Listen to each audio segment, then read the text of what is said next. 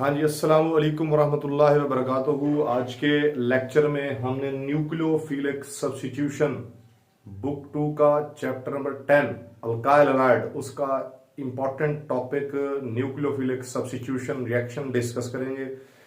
Reaction को discuss करने से पहले SN1 SN2 को डिस्कस करने से पहले हमने ये देखना है कि हमारे पास ये एक जर्नल रिएक्शन कैसे होता है। न्यूक्लियोफिलिक सब्स्टिट्यूशन रिएक्शन में तीन चीजों को डिस्कस करना जरूरी है। सबसे पहली चीज है, ये हमारे पास है न्यूक्लियोफाइल। न्यूक्लियोफाइल एक ऐसी स्पीशी होती है जिसके ऊपर, जिसका मतलब होता है न्यूक्लियस लविंग, इसके ऊपर नेगेटिव चार्ज होता है, या फिर ये न्यूट्रल होती है। न्यूट्रल होगी तो इसके ऊपर लोन पेयर का होना जरूरी है। रिच ऑफ इलेक्ट्रॉन होता है, लेविस बेस ये होता है, और इसकी जो स्ट्रेंथ है वो इलेक्ट्रोनेगेटिविटी ऑफ एटम के इनवर्सली प्रोपोर्शनल है। यानी अगर कोई हाई इलेक्ट्रोनेगेटिव एटम है उसके ऊपर नेगेटिव चार्ज आए तो वो वीक न्यूक्लियोफाइल, अगर कोई लेस इलेक्ट्रोनेगेटिव एटम है और उसके ऊपर नेगेटिव चार्ज आए तो वो स्ट्रॉन्ग न्यूक्लियोफाइल होगा। इसमें क्वेश्चन मैंने एक लिखा है, which of the following is strongest nucleophile. तो इसमें देखें, एक साइनाइड है, दूसरा फ्लोराइड है, और तीसरा हमारे पास जो है चार्ली ऑप्शन क्लोराइड और डेल्टा H2O। न्यूट्रल वैसे भी वीक होते हैं, न्यूट्रल न्यूक्लियोफाइल। तो इसमें से आप लोगों का माइंड फ्लोराइड के बारे में आप लोग सोच रहे होंगे, फ्लोराइड वीक न्यूक्लियोफाइल है, इसके पास नेगेटिव चार्ज आ जाए तो ये इजीली डोनेट नहीं करता, ये वीक न्यूक्लियोफाइल है। लेकिन लेस इलेक्ट्रोनेगेटिव है यहाँ कार्बन, जिसके ऊपर नेगेटिव चार्ज है, तो ये जो साइनाइड ग्रुप है दैट इज स्ट्रॉन्गेस्ट न्यूक्लियोफाइल। दूसरी बात, न्यूक्लियोफाइल अटैक करता है इस पार्शियल पॉजिटिव कार्बन पे। पार्शियल पॉजिटिव कार्बन पे इसलिए अटैक करता है क्योंकि ये पार्शियल पॉजिटिव कार्बन जो है वो असल में ये कार्बन अटैच है किसी ऐसी स्पीशी से जो इलेक्ट्रॉन विदड्रॉइंग है, यानी इसकी इलेक्ट्रोनेगेटिविटी हाई है, इस पे पार्शियल नेगेटिव चार्ज, ये एक लिविंग ग्रुप है और इस पे पार्शियल पॉजिटिव। ये जो कार्बन है इसको इलेक्ट्रोफाइल या इलेक्ट्रोफिलिक कार्बन बोलते हैं। Know what is electrophile? Electrophile means electrons lover या इलेक्ट्रॉन्स लविंग, और इसके ऊपर या तो पॉजिटिव चार्ज होता है या ये न्यूट्रल होता है। न्यूट्रल, अगर ये न्यूट्रल होता है तो इलेक्ट्रॉन डेफिशिएंट होता है, पॉजिटिव है फिर तो वैसे भी इलेक्ट्रॉन डेफिशिएंट।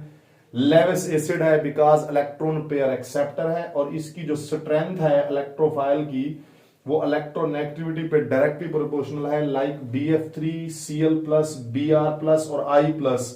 बेटे बोरोन ट्राइफ्लोराइड न्यूट्रल इलेक्ट्रोफाइल है, chloronium ion, bromonium ion, iodonium ion cationic electrophile है। क्वेश्चन ये है कि स्ट्रॉन्गेस्ट इलेक्ट्रोफाइल इनमें से कौन सा है? तो स्ट्रॉन्गेस्ट इलेक्ट्रोफाइल आपको न्यूट्रल की बजाय पॉजिटिव वालों में देखना पड़ेगा, और पॉजिटिव में हाई इलेक्ट्रोनेगेटिविटी किसकी होती है? क्लोरीन, ब्रोमीन या आयोडीन, इनमें से क्लोरीन की है, इसलिए ये सबसे स्ट्रॉन्गेस्ट इलेक्ट्रोफाइल है। तो आइए हम जरा इसको डिटेल में डिस्कस करते हैं। तो आप देख सकते हैं ये न्यूक्लियोफाइल इस इलेक्ट्रोफाइल पे अटैक करेगा। अटैक हमेशा न्यूक्लियोफाइल करता है। न्यूक्लियोफाइल के ऊपर नेगेटिव चार्ज और लोन पेयर होता है या अनशेयर्ड पेयर, तो ये इसमें सलाहियत होती है, ये अटैक करता है इसके ऊपर। अटैक करने से यहां बॉन्ड बनेगा इसके न्यूक्लियोफाइल और कार्बन के दरमियान, जबकि लीविंग ग्रुप जो L है वो भी एक न्यूक्लियोफाइल होता है लेकिन रिलेटिवली वीकर होता है, ये इलेक्ट्रॉन लेकर डिपार्ट होगा, इसको जानना पड़ेगा, इलेक्ट्रॉन लेकर। यहां दो काम हुए, न्यूक्लियोफाइल और कार्बन का बॉन्ड फॉर्मेशन हुआ, और लिविंग ग्रुप और लिगेंड, अपना लिविंग ग्रुप और कार्बन की बॉन्ड ब्रेकेज हुई। यानी अगर आप चाहते हैं कि सब्स्टिट्यूशन हो, सब्स्टिट्यूशन तबादला या ट्रांसफर को बोलते हैं, तो इसके लिए जरूरी है कि ओल्ड बॉन्ड ब्रेक और न्यू बॉन्ड की फॉर्मेशन हो। अब आगे हम डिस्कस करते हैं कि ये जो इसमें दो काम हुए, ओल्ड बॉन्ड की जो है वो ब्रेकेज हुई और न्यू बॉन्ड की फॉर्मेशन, ये दो काम सैमल्टेनियसली भी हो सकते हैं, स्टेप बाय स्टेप भी हो सकते हैं। सैमल्टेनियसली हुए तो मैकेनिज्म और होगा, और अगर स्टेप बाय स्टेप हुए तो मैकेनिज्म डिफरेंट होगा। मिसाल के तौर पर पहले नंबर पर हमारे पास जो हम पढ़ रहे हैं SN2 मैकेनिज्म। SN2 का नाम है substitution nucleophilic by molecular mechanism. उसमें देखें आप, सबसे पहले हमें पता होना चाहिए कि सबस्ट्रेट इसमें कौन सा होगा। तो इसमें बेटे जो सबस्ट्रेट होगा वो प्राइमरी अल्काइल हैलाइड इसमें सबस्ट्रेट है, जबकि उसके साथ अगर देखें तो ये आगे जो मैंने लिखा हुआ है वो हमारे पास है सब्स्टिट्यूशन न्यूक्लियोफिलिक यूनिमॉलिक्यूलर यानी SN1 मैकेनिज्म। जो SN1 मैकेनिज्म है उसके लिए अगर आप देखें तो SN1 मैकेनिज्म में जो सबस्ट्रेट है वो हमने टर्शरी यूज किया हुआ है। टर्शरी यानी सबस्ट्रेट इसमें प्राइमरी अल्काइल हैलाइड और इसमें substrate tertiary alkyl halide SN1 में। दूसरी बात, जो स्टेप्स हैं जो आपके पास SN1 SN2 है उसमें 2 स्टेप्स होते हैं, आगे मैं आपको बताऊंगा कैसे। सॉरी, सिंगल स्टेप होता है ये। और जो SN1 है उसके अंदर हमारे पास होते हैं कितने स्टेप्स? 2 स्टेप। पहला स्टेप हमारे पास स्लो होता है इसमें सब्स्टिट्यूशन यूनिमॉलिक्यूलर में, और दूसरा हमारे पास फास्ट होता है। रेट ऑफ रिएक्शन की बात करने से पहले रेट लॉ इक्वेशन देखें तो इसमें रेट दोनों स्पीशीज पे डिपेंड करता है, न्यूक्लियोफाइल पे भी डिपेंड करता है, सबस्ट्रेट पे भी रेट डिपेंड करता है, दोनों पे रेट डिपेंड कर रहा है। अगली बात, उसमें रेट सिर्फ सबस्ट्रेट पे डिपेंड करता है क्योंकि ये एक ऐसा मैकेनिज्म है जो 2 स्टेप में हो रहा है और स्लो स्टेप में सिर्फ आपके पास सबस्ट्रेट मौजूद होगा, तो ये सिर्फ सबस्ट्रेट पर रेट इसमें डिपेंड करता है। इसलिए ऑर्डर इसका क्या होगा? इसका जो SN2 है 1+1 ऑर्डर 2 है, उसका SN1 का ऑर्डर 1 है, यहां पर 1 है, इसका ऑर्डर 1। मॉलिक्यूलरिटी की बात की जाए तो मॉलिक्यूलरिटी जो आपके पास SN2 मैकेनिज्म है उसकी 2 होती है, नंबर ऑफ स्पीशीज या molecule taking part in rate determining step 2, और इसमें सिंगल होता है। मॉलिक्यूलरिटी इसकी 1 है। जबकि अगर आप बात करें इसमें हाइब्रिडाइजेशन की, हाइब्रिडाइजेशन स्टार्ट में sp3 होती है जो कि saturated alkyl saturated class of compound है। सारे सिंगल बॉन्ड कार्बन के स्टार्ट में हाइब्रिडाइजेशन जो है वो sp3, उसके बाद sp2, फिर sp3, ये बताऊंगा कैसे आगे एग्जांपल में। इसमें भी स्टार्ट में sp3 हाइब्रिडाइजेशन, उसके बाद sp2 हाइब्रिडाइजेशन और आगे फिर से sp3। कॉन्फ़िगरेशन की बात करें तो SN जो 2 मैकेनिज्म है उसमें कॉन्फ़िगरेशन 100% इन्वर्ट हो जाती है, और जो SN1 मैकेनिज्म है उसमें 50% कॉन्फ़िगरेशन की इन्वर्जन या इन्वर्ट हो जाती है 50%, और 50% जो है वो कॉन्फ़िगरेशन की क्या होती है? रिटेंशन। हाँ जी, तो हम बात कर रहे थे कि जो आपके पास SN2 और SN1 मैकेनिज्म है इसमें कॉन्फ़िगरेशन SN2 में 100% इन्वर्टेड होती है, और SN1 में जो कॉन्फ़िगरेशन है वो 50% इन्वर्जन और 50% उसमें रिटेंशन होती है। इन्वर्जन और रिटेंशन में फर्क क्या है वो मैं आपको भी बताता हूं। तो आइए सबसे पहले हम देखते हैं कि सॉल्वेंट इसमें पोलर और उसमें भी सॉल्वेंट पोलर ही यूज होता है। सबसे पहले हम SN2 मैकेनिज्म, जैसा कि हमने कहा प्राइमरी अल्काइल हैलाइड। इसमें देखें ये हमने एक प्राइमरी अल्काइल हैलाइड लिया।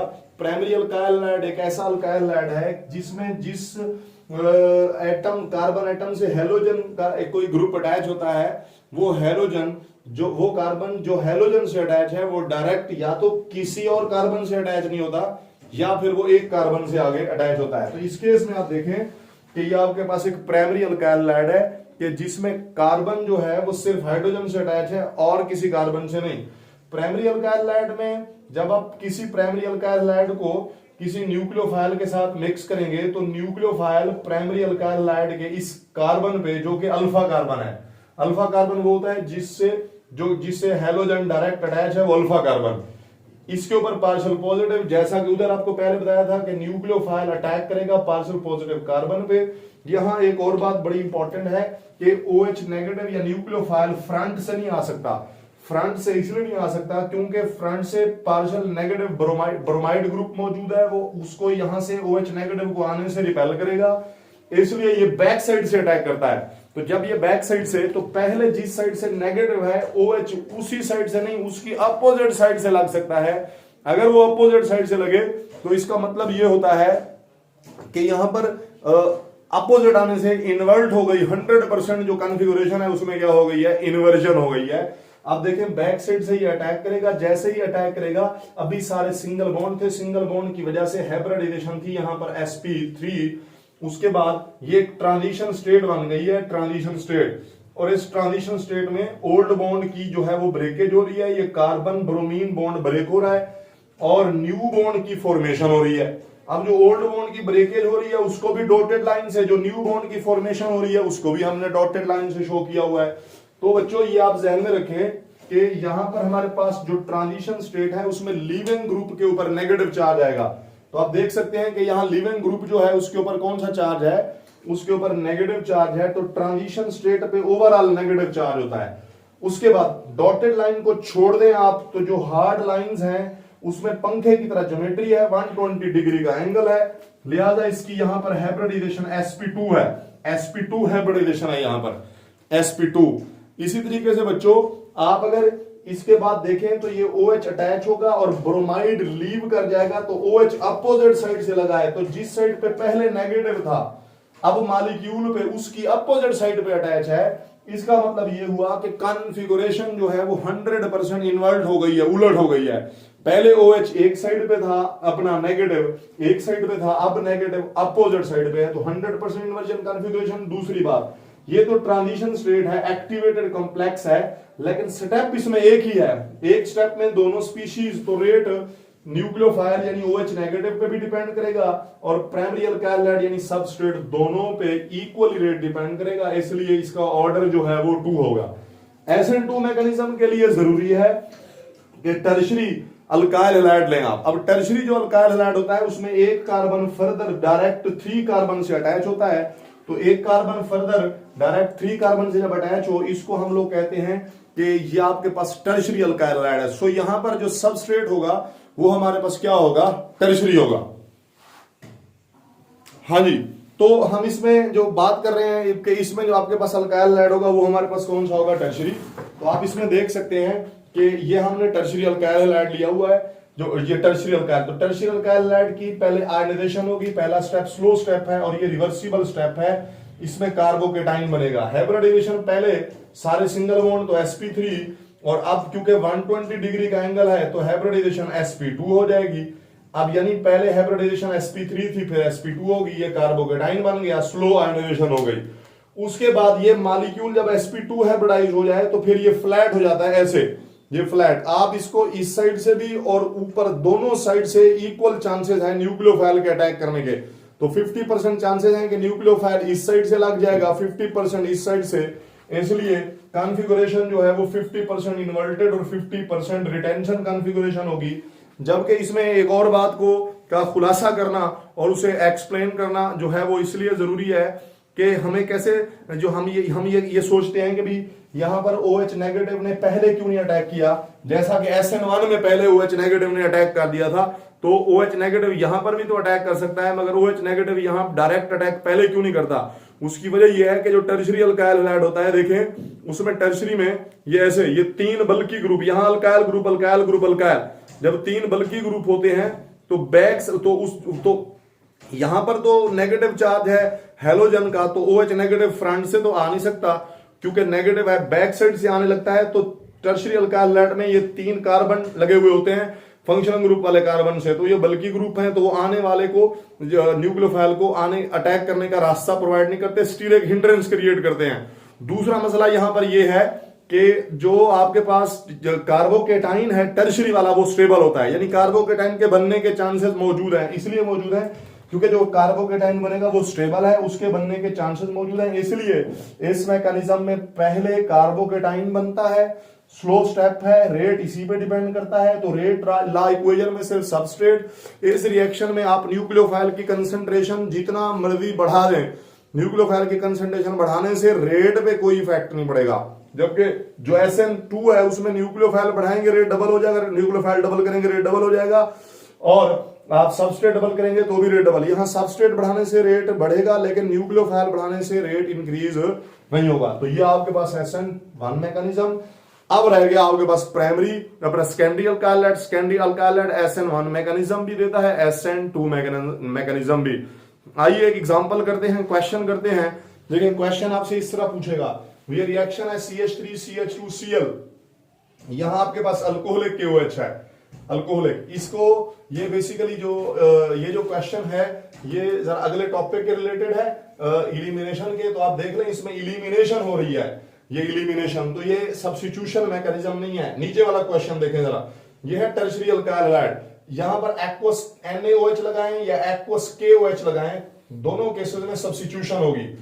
एक्वस लगाया हुआ है, सब्स्टिट्यूशन। अब सब्स्टिट्यूशन होगी तो वो सब्स्टिट्यूशन कौन सी होगी, SN1 SN2, तो इसमें इस केस के लिए ऑप्शन ये वाला करेक्ट है, SN1 उसकी वजह यह है कि ये टर्शरी अल्काइल एनाइड है। जब सबस्ट्रेट टर्शरी हो तो मैकेनिज्म SN1, सबस्ट्रेट प्राइमरी हो मैकेनिज्म और हो सब्स्टिट्यूशन रही हो, एक्वस NaOH लगाया हुआ हो या एक्वस KOH, तो जो मैकेनिज्म होता है प्राइमरी के केस में SN2, सेकेंडरी के केस में दोनों हो सकते हैं, टर्शरी में SN1। तो ये था आज का लेक्चर। आपसे ये गुजारिश है कि आप मेरे YouTube के इस चैनल को सब्सक्राइब करें और इसको जरा वीडियो को शेयर करें ताकि ज्यादा से ज्यादा स्टूडेंट्स का जो है वो फायदा हो सके। जज़ाकल्लाह, थैंक यू वेरी मच, अल्लाह हाफिज।